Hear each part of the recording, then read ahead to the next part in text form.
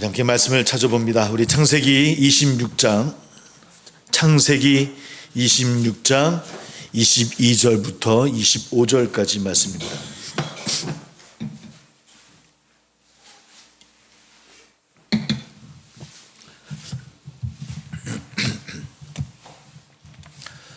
창세기 26장 22절부터 25절까지 말씀.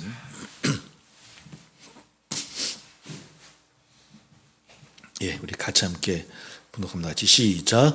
이삭이 거기서 옮겨 다른 우물을 팠더니 그들이 다투지 아니하였으므로 그 이름을 르호봇이라 하여 이르되 이제는 여호와께서 우리를 위하여 넓게 하셨으니 이 땅에서 우리가 번성하리로다 하였더라. 이삭이 거기서부터 브엘세바로 올라갔더니 그 밤에 여호와께서 그에게 나타나 이르시되 나는 네 아버지 아브라함의 하나님이니 두려워하지 말라. 내 종 아브라함을 위하여 내가 너와 함께 있어 내게 복을 주어 네 자손이 번성하게 하리라 하신지라. 이삭이 그곳에 제단을 쌓고 여호와의 이름을 부르며 거기에 장막을 쳤더니 이삭의 종들이 거기서도 우물을 팠더라. 아멘. 우리 아브라함의 이야기를 함께 살펴보았고요. 이삭의 이야기를 한번 살펴보려고 합니다. 물론 이제 아브라함 마지막 시험이었던 그 이삭을 바치라고 했던 그 번제물로 바치라 했던 그때 이삭의 마음을 잠깐 살펴보았었고요. 사실 이삭은 창세기에 나온 인물 가운데서 뭐 아브라함의 그 제단 바치는 그 이야기 또 야곱에게 장자권을 축복했던 뭐 그 이야기 빼놓고는 사실은 이렇게 많이 나누지 않은 인물이긴 합니다. 그런 사실 26장 우리 한번 읽었긴 했지만은 잘 알려지지 않은 말씀이긴 하지만 그러나 이삭의 입장에서 보면 굉장히 아주 중요한 그런 장이기도 하고요. 그럼에도 불구하고 우리는 잘 좀 모르는 부분입니다. 이런 전후의 이야기들을 함께 살펴보면서 이삭을 통해서 또 어떻게 하나님의 약속이 이어져 나가고 있는 것인가라고 하는 것들을 한번 살펴보도록 하겠습니다. 이삭은 한 180세까지 살았다고 합니다. 아브라함이 175세 때 살고요. 60세 때 아이들을 이제 쌍둥이 에서 야곱을 낳게 되어지는 그런, 그러니까 아브라함보다는 좀 더 5년 더 오래 살았던 그런 인물입니다. 대체 140세까지 살면서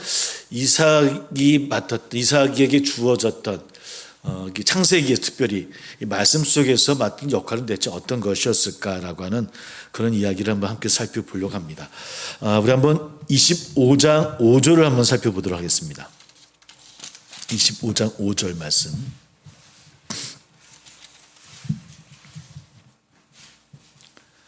예, 같이 한번 살펴볼게요. 같이 시작. 죄송합니다. 5절부터 우리 7절까지 살펴보게 하지. 시작. 아브라함이 이삭에게 자기의 모든 소유를 주었고 자기 서자들에게도 재산을 주어 자기 생전에 그들로 하여금 자기 아들 이삭을 떠나 동방 곧 동쪽 땅으로 가게 하였더라.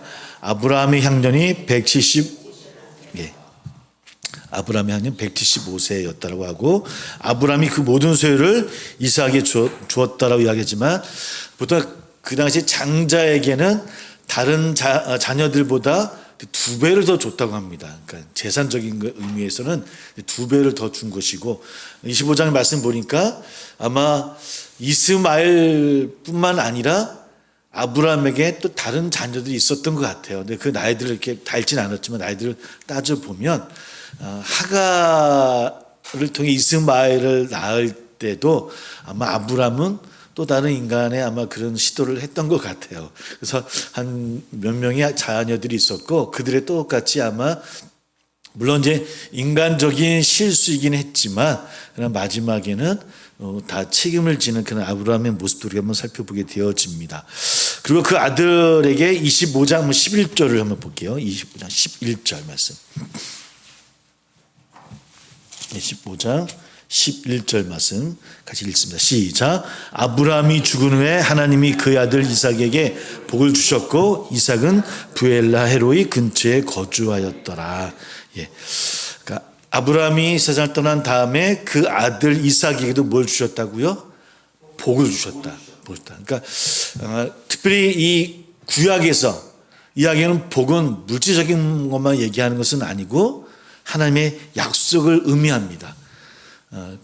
하나님의 그 약속을 이어나가는 그런 복들, 누구를 통해서, 그러니까 사실 구약이 얘기하는 그 하나님의 복을 누구를 통해서 이어가고 있는가의 이야기거든요. 그러니까 창세기뿐만 아니라 우리 선지서부터 시작해서 쭉 누구를 통해서 어떤 나라를 통해서 하나님의 복이 이어져 나가고 있는 것인가를 이야기하고 있는 것이고, 아브라함부터 시작해서 아브라함의 가문을 통해서 하나님 그 약속을 이루시겠다라고 약속하셨고, 그 첫 번째 장자인 이삭을 통해서도 복을 주시는 하나님을 우리 만나게 되어집니다. 즉 하나님은 계속해서 그 약속을 이행하고 계시다라고 하는 것이죠. 우리 알고 있듯이 이제 이삭은 리브가와 결혼을 합니다. 처음엔 자녀가 없었고요. 이삭은 이제 하나님께 간구했고 무려 20년이 지난 다음에, 그러니까 아브라함도 늦었지만 이삭도 20년이 지난 다음에 쌍둥이 에서와 야곱을 낳게 되어집니다. 정확히 성경에는 기록되어져 있지 않지만 오랜 시간 동안에 아마 이삭의 영성도 많이 연약해졌을 것 같고요. 그 맺은 언약도 조금씩 인간이기에 잊을 수밖에 없었던 상황들도 성경에서 조금씩 우리에게 비춰주고 있습니다. 그래서 이제 안락한 삶에 그냥 안주하는 그런 모습도 보이기도 하고요. 그러다 보니까 그 부인 리브가도 그렇고 에서도 그렇고 이제 에서를 좀 편애하는 그런 모습을 좀 갖게 되었죠.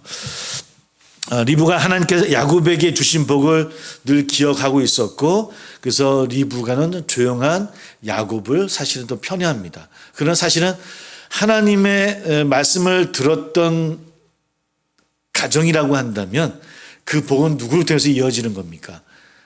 장자를 통해서 이어져야 되는 거예요. 그죠? 그러니까 그럼에도 불구하고 이제 그 가정에 그런 문제들이 일어나게 되어지는 것을 보게 되어져요. 우리 한번 25장 27절을 한번 보겠습니다. 25장 27절을 보겠습니다. 자, 우리 그 앞에도 보면 우리 지난주도 얘기했듯이 그 27절에 그 앞에 뭐가 있습니까? 예, 그 아이들 할 때 그 앞에 동그라미가 있으시죠, 그죠? 동그라미. 예, 그 다음 동그라미가 어디 있나 한번 살펴볼까요? 한번 그 다음 동그라미가 어디까지 이어집니까? 예, 26장 11절까지가, 그러니까 쉽게 얘기하면 한 단락인 거예요. 그러니까 25장 27절부터 우리 34절까지 우리가 너무 잘 알고 있는 에서가 장자의 그 장자권을 파는, 누구에게 팝니까? 야곱에게 팔아요. 그죠? 그러니까 에서는 장자고 어렸을 때부터 아마 이삭을 통해서 많이 들었을 것 같아요. 그 장자권이 얼마나 중요한 것인가 들었을지도 불구하고 누구에게 팝니까? 예, 동생에게, 야곱에게 팔아요. 뭘 받고요? 팥죽 한 그릇을 받고. 그러니까 우리 성경에는, 한글 성경에는 팥죽이라고 했는데 아마 렌틸콩이라나요? 맞나요? 제 말이? 렌틸콩이 맞죠? 예, 렌틸콩일 거라고 어떤 이야기를 합니다. 거기 나오는 게 이제 그런 렌틸콩이래요. 색깔은 여러 종류가 있다 그러네요. 아마 그 스프였을 거이다 하고, 우리는 아마 한글로 번역하다 보니까 알기 쉽게 빨간 팥죽이라고 얘기하고, 여하튼 그게 팥죽이든 렌틸콩이든 이 에서는 그 장자권의 축복이 얼마나 중요한 것인가를 깨닫지 못하고 그만 너무 쉽게 생각했던 것 같아요. 그저 장자권은 장자기 때문에 물질을 2배 더 받는다라고만 생각한 것 같아요. 그러나 그때의 복은, 이 장자권은 재산적으로는 2배를 받는, 그러니까 사실은 25장 27절부터 31절까지의 말씀 속에서는 여기서 에서가 야곱에게 팔았던 장자권은 사실은 물질이에요. 물질, 재산권이에요. 왜냐하면 에서는 사냥을 했었고 자기가 생각해도 아마 이렇게 내가 잘 벌고 사냥도 하고 살면 되지 않겠느냐라고 생각하지 않았을까? 라고 저 혼자 생각해 봤어요. 말씀은 안 나와 있고 그러지 않았을까? 그 다음에 여기서 보통은 많은 학자들이 27절부터 31절까지의 말씀 속에서 장자권을 판 것은 아마 재산권을 팔았다는 의미로 받아들여야 될 것이고, 나중에 27장 가서는 이제는 이삭이 누구에게 축복을 합니까?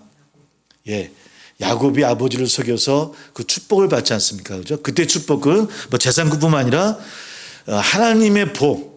그 복은 뭐냐면 복의 근원이 되어져야 되는 복입니다. 그 가문을 책임지고 앞장서야 되고 돌봐야 되는, 또 그것뿐만 아니라 또 아브라함의 가문은 복의 근원이 된, 그들 가문을 통해서 다른 족속들이 복을 받게 되어지는 복의 근원이 되어져야 된다고 하는 그 장자권의 의미는 바로 27장에서 이삭이 야곱에게 축복할 때 아마 주어지는 것이다라고 이렇게 해석을 합니다. 여하튼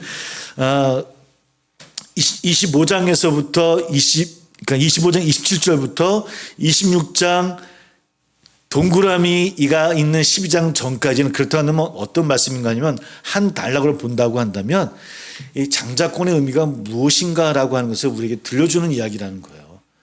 그러니까 25장 27절부터 26장 11절까지는 그 장자권이 어떻게 그 에서는 그 장자권의 의미를 받아들였던 것이고, 또 이삭은 또 그가 아브라함을 통해서 이어받은 가나안의 복을 어떻게 깨닫고 어떻게 나아가고 있는 것인가 라고 하는 것들을 우리에게 들려주고 있는 그런 이야기라고 하는 겁니다. 아브라함 때 아마 우리가 흉년이 들지 않았습니까? 그렇죠? 그래서 애굽으로 갔었죠. 우리 한번 26장 1절을 볼게요. 1절 한번 보겠습니다. 같이 시작. 아브라함 때 첫 흉년이 들었더니 그 땅에 또 흉년이 들매 이삭이 그랄로 가서 블레셋 왕 아비멜렉에 이르렀더니, 그러니까 아브라함 때 흉년이 들었다는 것을 다시 한번 이야기를 해요. 그러니까 기억하라는 거 아닙니까? 아브라함이 흉년이 들었을 때 그들이 애굽에 내려갔다가 있었던 일, 그죠? 아내를 어떻게 했었는가, 누이라고 거짓했던 그런 이야기들을 기억합니다. 그자 이번에 똑같이 그 아들 이삭도 어디로 가려고 하냐면, 우리 읽지 않았지만 또 애굽으로 가려고 그래요. 애굽으로 가려고 합니다. 애굽은 쉽게 얘기하면 어떤 거냐면 풍요예요. 풍요의 의미예요. 그러니까 지금 이삭도 시간이 지나가면서 하나님께서 함께 하시겠다는 그 약속을 잊은 거예요. 그러니까 흉년이 들다 보니까 또 편안한 길을 향해서 풍요를 향해서 나아가는 거예요. 하나님이 함께 하시겠다, 복의 근원이 되게 해주겠다라고 하시는 것, 그 땅을 다스리게 해주겠다는 그 의미들을 자꾸 잊게 되어지는 거예요. 그 애굽으로 나가려는 그 이삭에게 그러나 하나님이 또 아브라함에게 개입하셨던 것처럼 똑같이 이삭의 삶에도 개입을 하셔요. 그래서 가나안 땅으로 떠나지 말라고 명령을 하시죠. 이삭은 그 말씀에 순종합니다. 아브라함과 인연이 있는, 그래서 그 그랄 땅에 거주하게 되어지고요. 그랄 땅이라고 하는 것은 사해가 있으면, 우리가 지도를 눈에 보게 되어지면 그 왼쪽 좀 아래에 있는 땅입니다.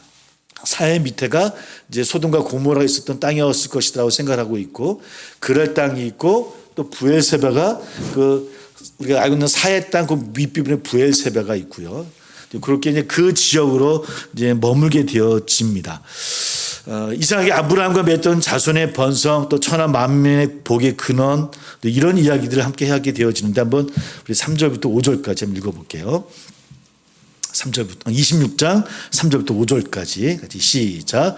이 땅에 거류하면 내가 너와 함께 있어 내게 복을 주고 내가 이 모든 땅을 너와 내 자손에게 주리라. 내가 내 아버지 아브라함에게 맹세한 것을 이루어 내 자손을 하늘의 별과 같이 번성하게 하며 이 모든 땅을 내 자손에게 주리니 내 자손으로 말미암아 천하 만민이 복을 받으리라.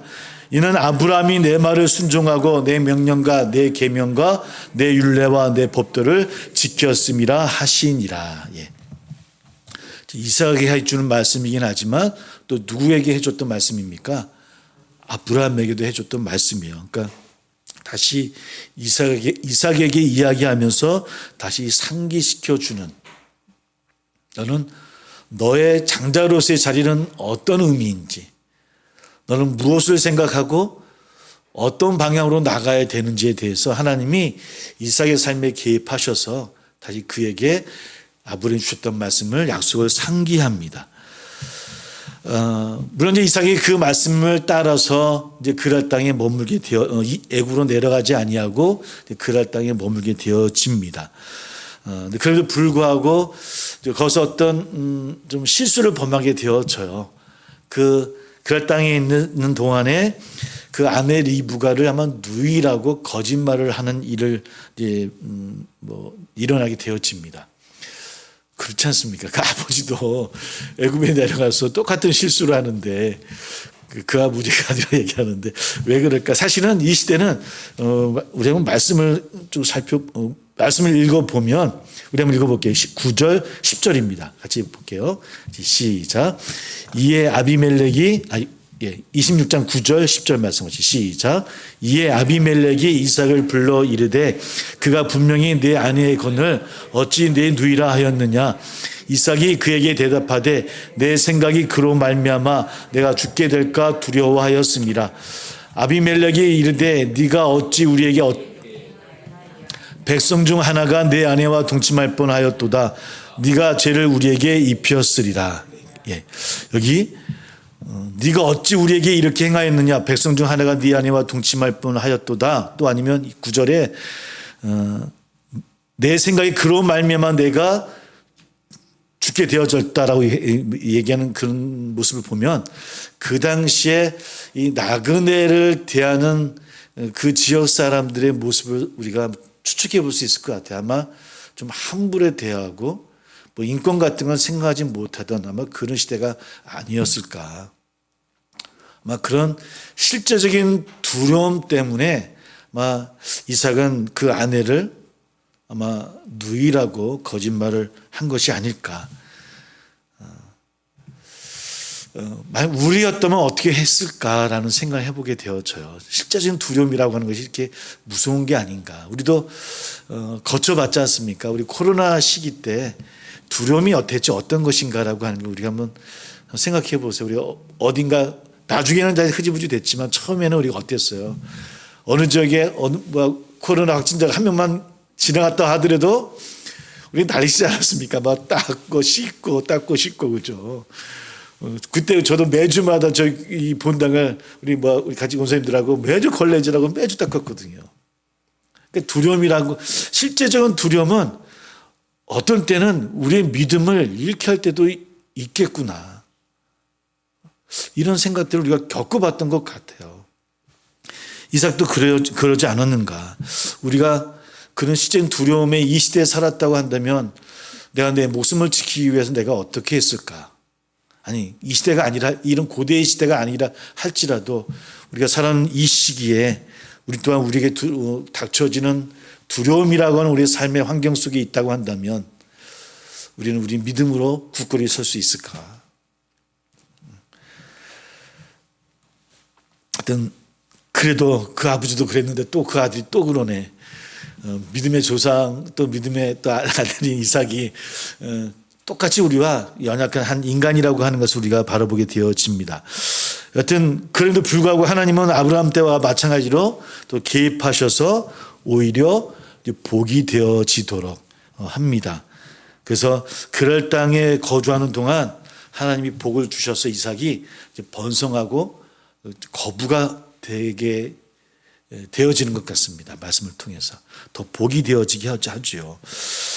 근데 이런 복이 아마 그 지역에 사는 사람들에게는 아마 시기심으로 나타났던 것 같고요. 그래서 땅과 소유물에 관한 아마 그런 많은 갈등들이 일어난 것 같습니다. 그래서 계속해서 무슨 사건이 일어나냐면 이제 우물을 차지하려고 하는 사건이 일어나요. 첫 번째 우물을 받다가 또 그 우물을 넘겨주게 되어지고 두 번째 우물도 마찬가지고 이런 이야기가 이제 다시 이제 12절부터 그 이야기 우리가 읽었던 오늘 22장까지 그 이야기가 계속 이어지게 되어집니다. 그러니까 우물을 포기하기를 하면 3번 정도 하게 되어지는 것 같아요. 첫 번째 우물을 뭐라고 이야기하냐면 그래서 에색이라고 이름을 줘요. 에색. 그 의미가 다툼이라는 의미입니다. 두 번째 우물을 신나라고 이름을 짓게 되어지는데 대적하다, 대적 이런 의미를 줘요. 보통 우리가 어떤 우물이나 또 좋은 곳을 발견하면 우리가 보통 어떻게 짓습니까? 좋은 이름을 짓잖아요. 특히 광야지대에서 우리가 우물을 발견했다고 한다면 이렇게 다툼, 대적 이런 이름을 짓겠습니까? 그만큼 하나님이 복을 주시긴 하셨지만 이 지역에서 그것을 지켜내고 살아가는 그 이삭의 삶이 녹록지는 않았다는 겁니다. 그 고난의 모습을 하나님께 호소하는 심정을 우물을 발견할 때마다 이름을 짓게 되어지는 거예요. 에색이라고, 다툼이라고. 누구와의 다툼이었겠습니까? 예, 그 가정을 시기했던 사람들, 나중에 블레셋으로 넘어가게 되어지지만, 근데 신나 그들은 대적이라고 이야기하면서 그러면 다 넘겨주게 되어지고, 세 번째 르호봇이라고 하는 그 하나님의 축복을 받는 좁은 땅에서 더 넓어질 것이다라고 의미를 갖고 있는 그런 르호봇이라는 그런 우물을 발견하게 되어지고, 그 안에서 평화롭고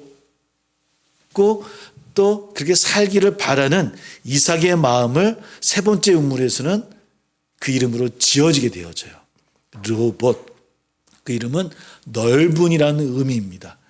그래서 지역만 우물만 넓은 것이 아니라 이 땅에 더 넓게 사람들과 넓은 그런 관계를 이루며 살아가는, 그나마 이삭의 그런 소망을 품은 단어를 아마 넣는 것 같아요.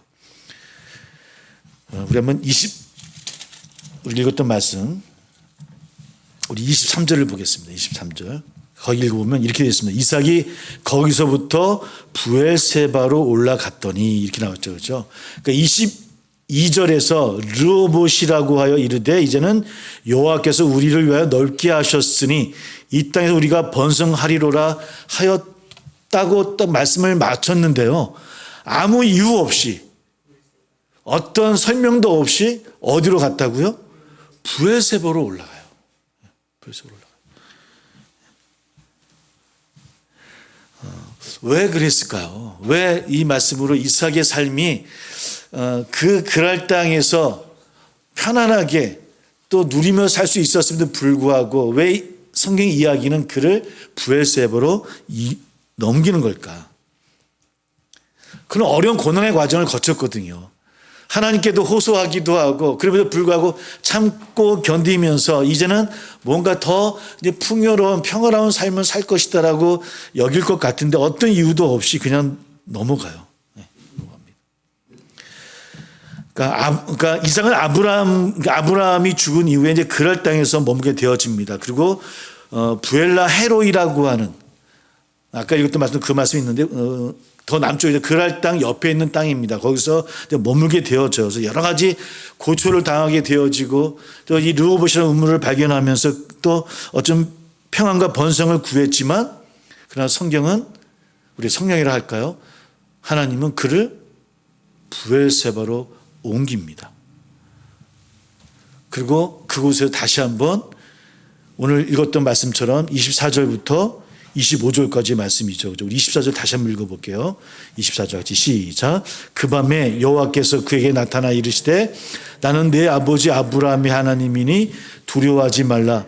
내 종 아브라함을 위하여 내가 너와 함께 있어 내게 복을 주어 내 자손이 번성하리. 이 말씀 이삭이 어느 때 주셨다고요? 그러니까 지금 부엘세바에 올라왔을 때 주셨던 말씀인데 그 전에 어디서 또 한 번 있었죠? 그랄 땅에 머물 때 애굽으로 가려고 했던 그를 멈추게 하신 다음에 주셨던 말씀이에요. 근데 부엘세바로 또 그를 옮기신 다음에 다시 한번 그에게 약속을 하고 있어요. 다시 그가 어떤 자리에 있어야 되는지, 그가 가야 될 길이 어떤 길인지, 아니 르호봇이라는 우물을 통해서 다시 이제 번성하게 할 것이라고 아마 그런 믿었지 않았겠습니까? 아, 이곳에서 남은 여생을 편안하게 살 수 있겠구나, 이제 이웃들과 다 같이 평화롭게 살 수 있겠구나라고 여기지 않았을까요? 그러나 하나님은 그를 어떤 이유도 없이 그냥 부엘세바로 옮겨요. 그리고 다시 한번 애굽으로 가려고 했던 이삭에게 약속해 주셨던 그 말씀을 다시 한번 부엘세바에서 또 다시 이야기합니다. 내게 복을 주어 네 자손이 번성하게 하리라.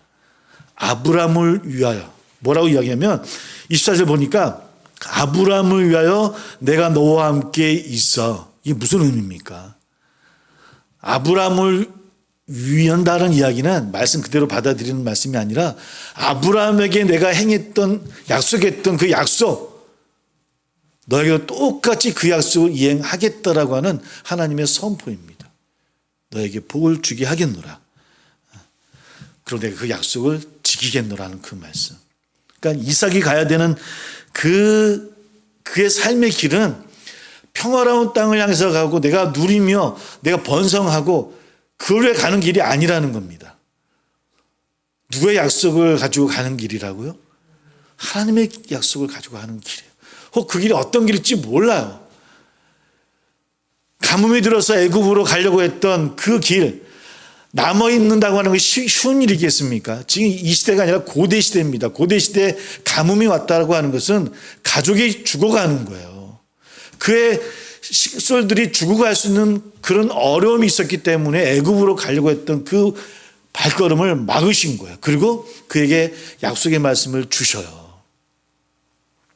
그 말씀을 들은 이삭은 그래도 아버지에게도 많이 듣지 않았습니까? 그 말씀을 하나님께 들었던 그 이삭은 그 말씀에 순종해서 그랄 땅에 남습니다. 그래서 얼마나 많은 노력을 했겠습니까? 이웃들과도 관계도 그랬고 많은 노력 가운데 르호봇이라는 그 우물을 또 발견하게 되어지고 뭔가 번성할 것 같은데 다시 브엘세바로 또 옮겨요. 그 땅은 어떤 땅인지 모르는 거예요. 그런데 하나님 또다시 약속해 주시는 겁니다. 네가 가는 길은 네가 노력해서 네가 뭔가 이루어서 행복하고 번성하고 평안을 얻는 그런 길이 아니라 나와 함께 가는 길이다.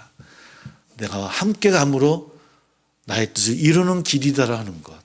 오늘 그것을 우리 이삭에게 이야기해 주고 있더라고 하는 거예요. 그런 길들을 이삭은 가고 있다라고 하는 겁니다. 물론 우리가 알고 있는 이삭은 아브라함 아버지를 통해서 제단으로 올라갈 뻔했던 이삭이었고 눈이 잘 안 보여서 장자가 아닌 둘째 아들에게 장자권을 넘겼던 실수를 했던 그런 아버지긴 하지만 그러나 그의 삶은 어떤 고난과 힘듦 속에서도 그래도 하나님 약속을 붙잡고 한 발자국 한 발자국 나아갔던 그런 삶, 그런 인생을 살았던 이삭이었다고 하는 것을 우리는 기억하게 되어져요. 믿음의 삶이라는 게 그런 것 같습니다. 아우토반 같이 넓은 길로 막 우리가 하나님을 믿고 하나님 나와 함께 하시면 그 길로만 막 직선으로 질주할 것 같은 길을 가고 있을 것 같지만 그런 어떤 때는 우리가 생각지 못하는 또 아니 우리가 원하지 않았던 또 그 길로 인도할 때도 있고요. 또 가야만 할 때도 있을 것이고 또 그렇게 그 길을 물론 나 혼자 가는 것이 아니라 주님과 함께 또벅또벅 가는 길이긴 하지만 또 그 길을 또 순종하며 가야 되는 것 또한 우리 믿음의 사람이 또 이루어야 될 길이 아닌가. 그렇게 하나님의 약속의 길을 걷는 사람 바로 그 사람이 그리스도인이냐라고 오늘 이삭의 이야기는 우리에게 이야기하고 있는 것 같습니다. 우리는 어떤 길을 가고 있을까요? 우리의 삶이 르호봇이라고 하는 그 넓은 곳을 향해서 스스로 만족하고 머물고 싶어하는 마음으로 우리는 그렇게 하나님 앞에 기도하고 호소하고 있는 것은 아닌지 하나님 우리를 부르신 그 브엘사바에서 또 세바라고 하는 또 새로운 또 우물을 허락하시거든요. 그 세바를 향해서 가는 우리의 발걸음인지 우리 그렇게 한 발자국 한 발자국 함께 나가는 우리 되기를 소망합니다. 이삭을 통해서 그러한 하나님과 맺은 그 언약을 지켜나가는 이삭 또 그럼에도 불구하고 그 이삭을 통해 하나님의 약속을 이행하시는 우리 신실하신 하나님의 그 모습을 다시 한번 우리가 되새기면서 우리도 우리 힘차게 한 발짝 한 발짝 나갈 수 있는 저나 우리 되기를 주의 이름으로 축복합니다. 함께 기도하겠습니다. 함께 기도하겠습니다. 우리 또한 이삭처럼 어떤 때는 어려운 문제로 또 어려움으로 또 어떤 위기로 또 실제로 고난을 겪으며 살아갈 때가 많이 있음을 오늘 고백하게 되어집니다. 그 믿음의 삶이라고 하는 것이 그렇게 협착하고 험한 좁은 길을 주님과 함께 한 걸음씩 걸어가는 것은 아닌지 다시 한번 말씀을 기억하면서 우리의 모습을 고백하는 시간 되기를 바라고 우리 가정의 문제 또 우리 교회를 위해 기도하는 시간 되기를 소망합니다. 우리 주여 입술을 함께 고백하면서 함께 기도하겠습니다.